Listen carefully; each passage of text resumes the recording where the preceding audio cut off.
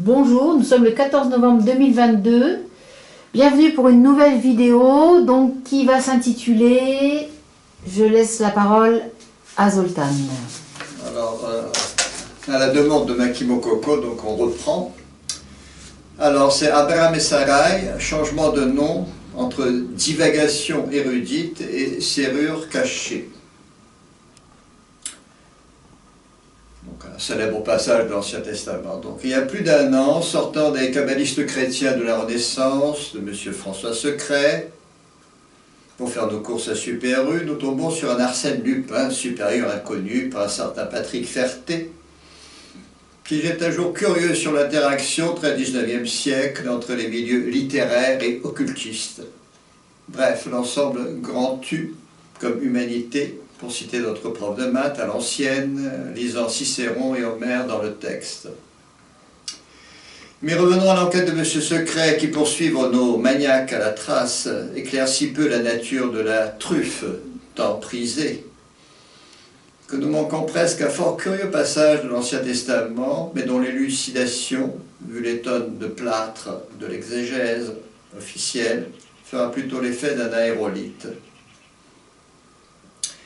Nous voulons parler des passages en Genèse 17, traitant d'un célèbre changement de nom d'Abraham en Abraham, verset 5, et de Sarai en Sarah, verset 15, présenté comme un plus par les très ignorants rédacteurs de la Torah, alors qu'il s'agit en fait d'un moins, c'est-à-dire d'une régression, contenant toutefois dans un curieux anachronisme une étrange allusion au nouvel alphabet adopté par les élites juives lors de leur deuxième captivité en Babylone, et qui de leur retour en Palestine, donc moins 586, vont abandonner le paléo-hébreu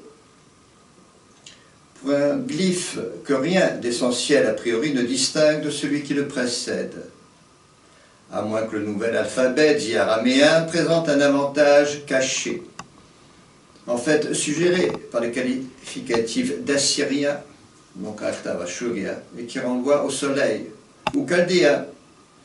À suivre René Guénon, ce n'est pas un peuple, mais une caste sacerdotale, à coup sûr revenu depuis longtemps de la pictographie chère aux ethnologues. L'avantage est ici la structure, sur la base d'une numération de position en base 10, peut-être même l'idée de zéro, en voyant par-delà les Indiens aux Chinois, et le cardinal fondateur aux Babyloniens, c'est 22. Notons ce propos un réflexe partagé non seulement par les érudits, mais en fait par la quasi-totalité des hébraïsants. Si on demande en effet combien de caractères comporte l'hébreu, la réponse jaillit presque automatique, 22. Et si d'aventure vous ajoutez ou 61, il y aura comme un silence qui sera rompu que par quelqu'un d'un peu plus savant que nos demi-lettrés, du genre « vous voulez parler du grand alphabet ». Par contre, nous retombons sur le patriarche et son épouse, avant le changement de nom, donc Abraham et Sarai, qui sont comme la clé d'un chiffre. En effet, à la différence du grec et a fortiori de l'ensemble des alphabets qui l'ont précédé, l'hébreu carré, adopté lors de la dite captivité, comporte déjà, pour chaque caractère, un développé en 2 ou 3 lettres, ordonné selon les unités, les dizaines et les centaines, héritage d'une tradition remontant à Ur en Chaldée, pourtant déjà en position de la base 60. Donc un alphabet qui a une structure qui reviendra avec l'arabe, comme si une même intelligence agissait, et ce à 12 siècles d'intervalle. Donc je me permets de vous montrer que bon, ça il y en a 2 comme ça. C'est le deuxième livre, c'est sur l'arabe. Tu peux donner le titre? Il y a un premier, bon, le premier c'est Kitab al-Sukun, c'est Kitab al-Afani, le deuxième livre. Il y en a 2. Ça, c'est toutes les références de la présente vidéo sont là-dedans. Bon, puis on va se faire un peu de pub. Ça, il y avait 3 volumes aussi. Mais enfin, étant donné Nombre et musique. étant donné le tir de barrage des initiés, on rigole. Donc, mais revenons à l'hébreu. Considérés en eux-mêmes, 5 caractères s'écrivent avec 2 lettres et 17 caractères avec 3, ce qui fait bien 5 fois 2, plus 17 fois 3, 61 lettres. Maintenant, un petit détail technique, car si les 9 premiers caractères renvoient aux unités, les 9 suivants aux dizaines, les 4 restants aux centaines, il est possible, dans le calcul développé, de ne tenir compte que des valeurs ramenées aux unités. En effet, Aleph, valeur simple 1, quand on développe, c'est 1 plus 30 plus 80, ça fait 111. Mais si on enlève les zéros, ça fait 1 plus 3 plus 8, et donc 12. Dans les binaires, il y a Tav, Tav c'est 2 lettres, 400 et 6, mais on enlève les zéros, c'est 4 et 6. Alors, on va appliquer ce compute au 22 développé à 61, et que trouvera-t-on comme total? On trouvera exactement 243, que le moindre matheux décomposera en 3 puissance de 5, alors qu'en fait, il faut comprendre 200 plus 43. Alors, je vais vous montrer quelque chose.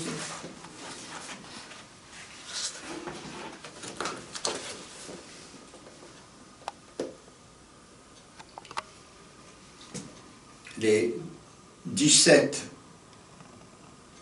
comme les 153 poissons, qui est un triangle de 17, les 17 caractères à développer ternaire, et là, vous voyez déjà les structures de symétrie.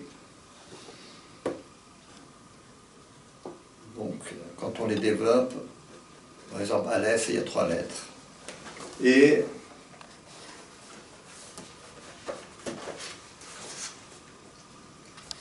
juste ça,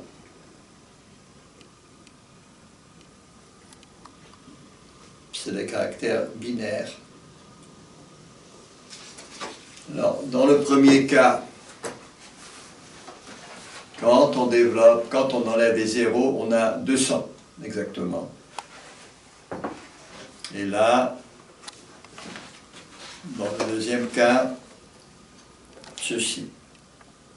Quand on développe, on enlève les zéros, on a 43.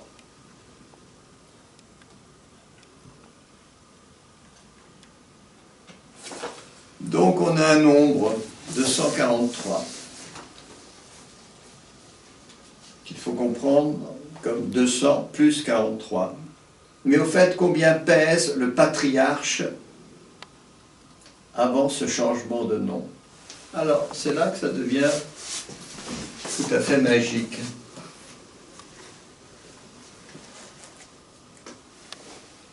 « 243. Tu peux remontrer? 200, c'est le R. 40, c'est le M. 2 et 1, le B et le A. C'est parfait. 3.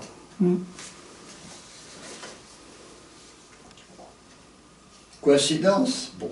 Et celui de son épouse, Sarai. Alors, avant le changement de nom, voilà. 300, 210.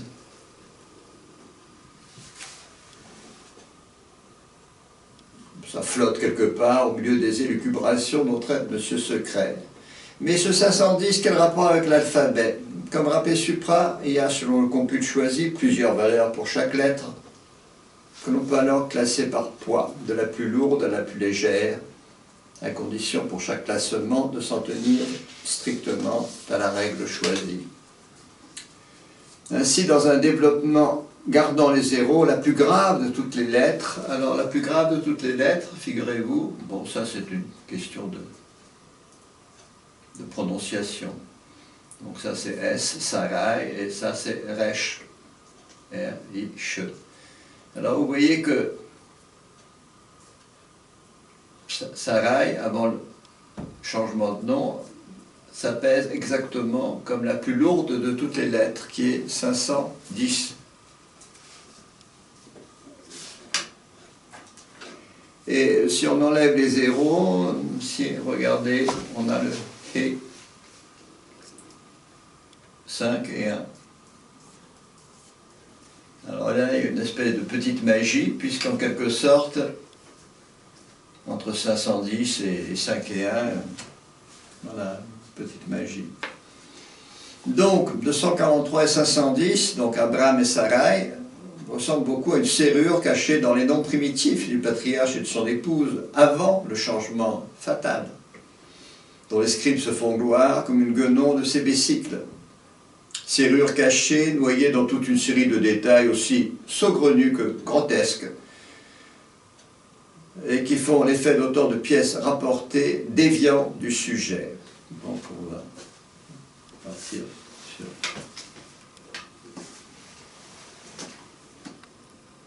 Je peux dézoomer?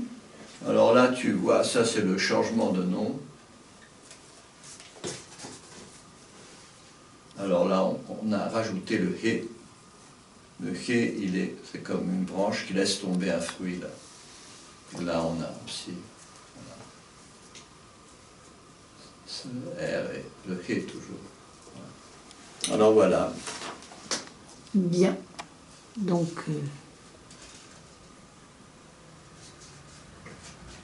je suppose qu'on va passer aux questions. On va avoir le droit de poser quelques questions. Oui, le droit et le devoir. Et le devoir. Alors, moi, ce que je voudrais poser comme question pour commencer. Donc, si tu peux nous résumer un peu ces détails pour nos auditeurs, qui n'ont pas forcément l'intérêt d'un pasteur ou d'un théologien pour ces textes prétendument inspirés. Alors, on commence par la stérilité de la légitime, qui ne trouve d'autre expédient que de faire appel à la servante, on la met dans le lit du maître, alors âgée de 96 ans, pour que celui-ci ait enfin une descendance. On continue avec une Sarai de 80 ans, censée tomber enceinte des œuvres d'Abraham, âgé de maintenant 99 ans, qui se circoncis lui-même, donc à cet âge avancé, avant d'ordonner celle des nouveau-nés à l'âge de 8 jours, sur le conseil moins d'un ange que d'un diable, évidemment, ou l'on dit un contre-initié, ce qui signe la corruption d'un ancien savoir, auquel, et pour ne pas changer, les rédacteurs d'un livre tout sauf inspiré n'en tentent goutte, et qui souligne une fois de plus la dégénérescence intellectuelle des rédacteurs de la Torah, récupérant sans le moindre discernement des bribes de symbolisme archaïque. Ah, tu parles ici en fait de tous ces passages où le ciel, toujours miraculeux, promet une descendance à un couple qui a largement dépassé l'âge de procréer. Oui. Et de façon générale, toutes ces femmes stériles, entre guillemets, qui finissent miraculeusement par tomber enceintes, c'est ça? Oui, alors on va rester un peu sur cette femme stérile. Disons que les rédacteurs de ces passages ne comprennent plus du tout, si tant est qu'ils n'en aient jamais eu connaissance, le thème de la rencontre du héros avec la vieille femme des contes indo-européens, dont la signification, vu le lien vital des lunes de la femme avec le temps, renvoie à la prochaine sortie des vicissitudes propres au sublunaire. En d'autres termes, la rencontre avec la vieille femme, la rencontre du héros donc, signifie que le héros va sortir de cette temporalité particulière que les religieux appellent le siècle. Ah. Le héros va transcender le temps.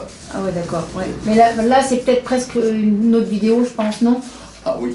Oui. Il faudrait, pour ne pas changer, remonter à la tradition mère représentée par Melchisédek, donc c'est en Genèse 14, qui fait de la rédaction de la Torah une extraordinaire usurpation d'identité, d'où les perpétuelles défaites, les malédictions à répétition et surtout l'avortement de Jérusalem comme centre spirituel.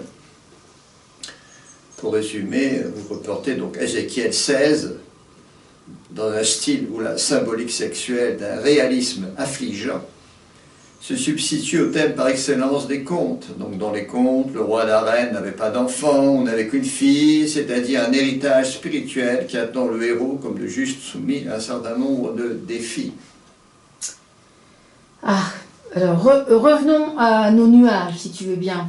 Un kabbaliste t'objecterait, en fait, que dans ce changement de nom, le total du couple est conservé. 753, pardon, dans les deux cas.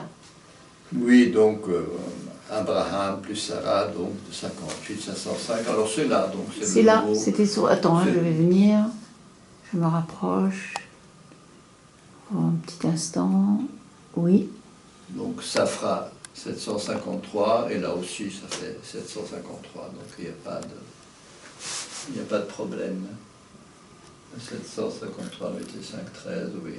Je m'éloigne. Oui, bon voilà. Donc en fait... Le total, oui. Le total, on reste sur ce total. On conserve le total, mais en matière de lettres, le total c'est l'enveloppe la plus extérieure, donc on recherche des décompositions avec autant de mots symboliquement compatibles. On peut donc interpréter alors ce changement positivement?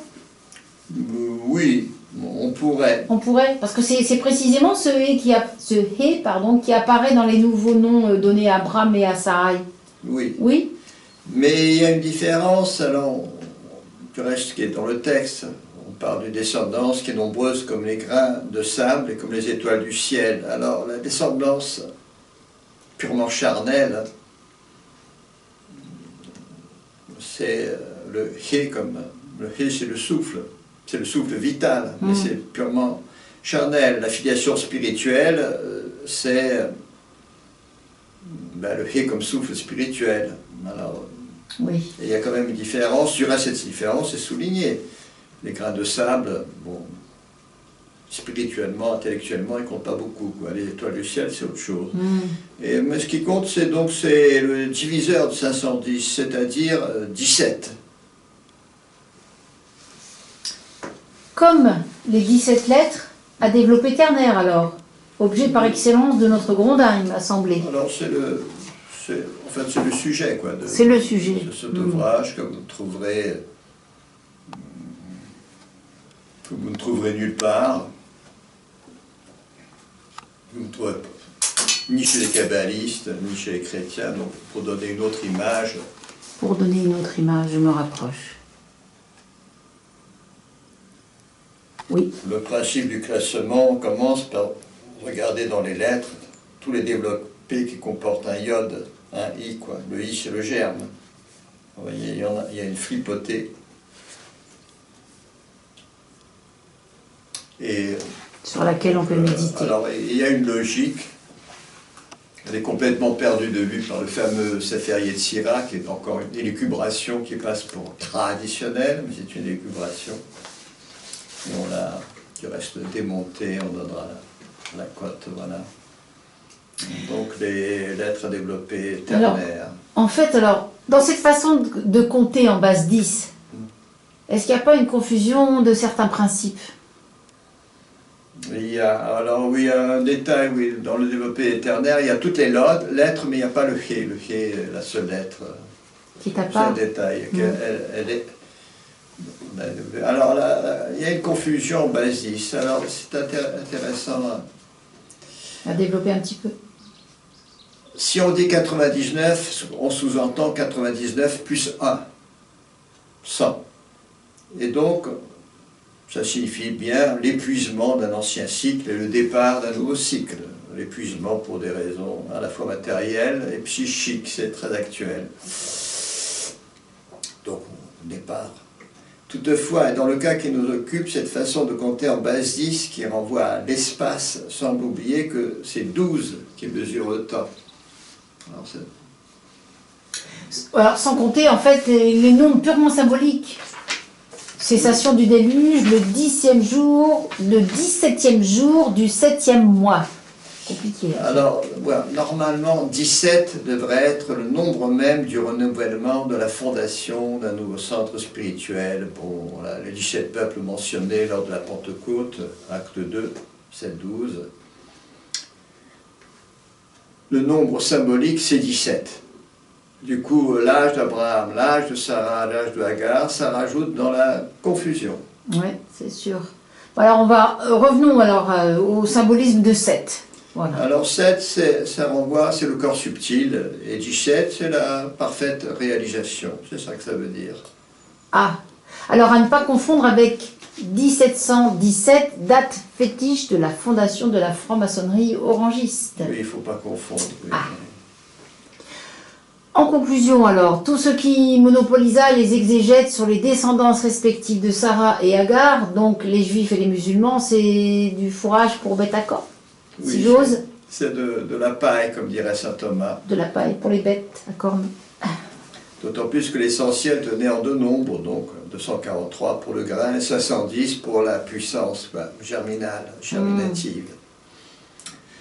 Il est au reste que de suivre l'archéologie, l'épigraphie, la totale absence de monuments comme de documents étayant le prétendu Ancien Testament.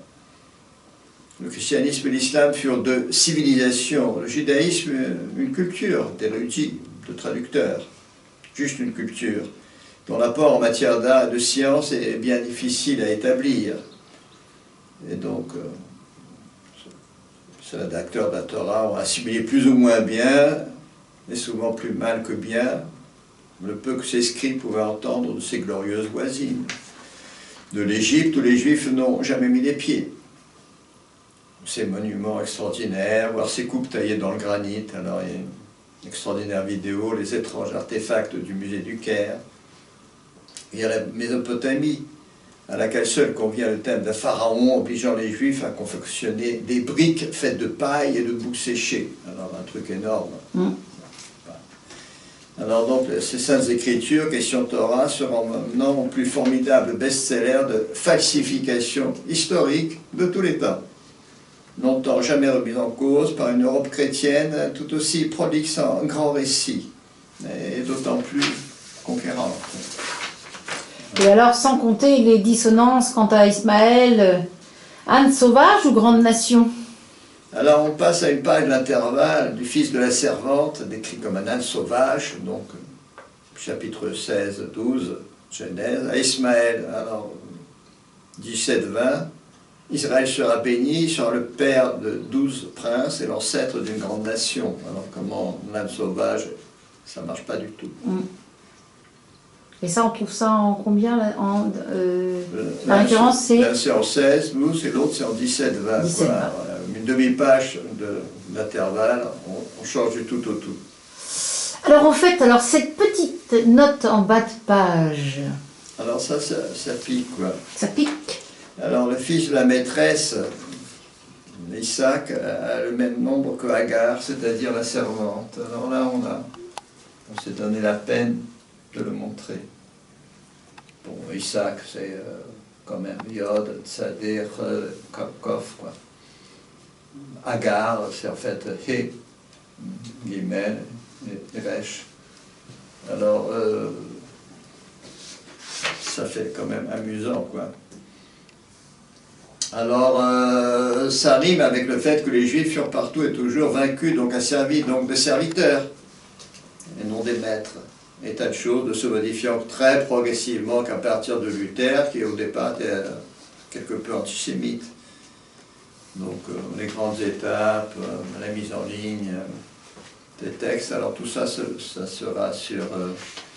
les détails en plus seront donc... je vous donne quand même le site. Alors je vais zoomer une dernière fois sur le site.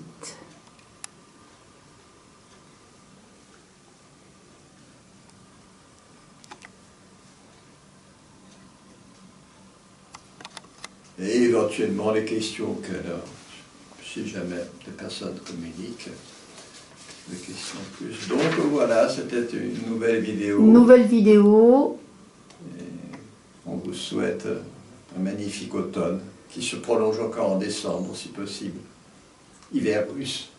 Hiver Russe. Russe, s'il en fut. Merci et à bientôt.